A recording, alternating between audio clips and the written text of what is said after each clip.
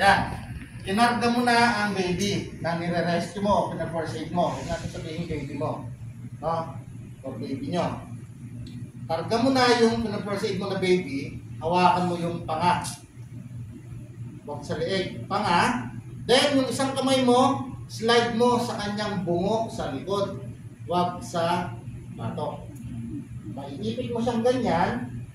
Then, idadapa mo siya sa hita mo. Yan. Tayo sa likod kung gusto kong makita ng malinaw. Then, bibigyan ng 5 back blows. Pabagsak lang. 5. Sunod, after nun, ililipat mo siya sa kabilang hita. Bibigyan mo siya ng 5 chest thrust. Ganito.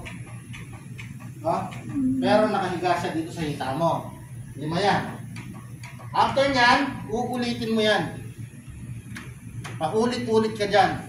Okay? Mawalan siya ng malay. That's the time pwede mo siyang ihiga sa sahig or sa lamesa.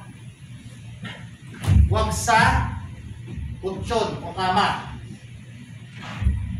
Kasi dito ka na mag-CPR. Nawalan na ng pulso yan. Kasi may bara, hindi na makahinga. Tama ba? Mag-CPR ka na dito. Hindi ka pwede mag-CPR sa kama. Kasi tumatalbog lang yan. Paano CPR? Sa baby, pwedeng gamitin to. Kung malakas yung daliri mo. Pero kung kayo mga babae, mahaba ang kuko nyo, hindi pwede. So, ganito. Habang nakahiga, tataas ko lang para makita nyo. Gagamitan nyo ng hindalaki. Pahiga yung baby, then CCPR mo siya dyan.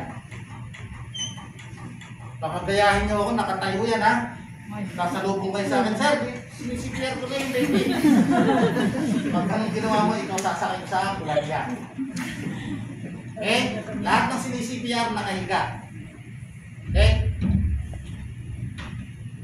Naintindihan ba? Sir, may tanong ako.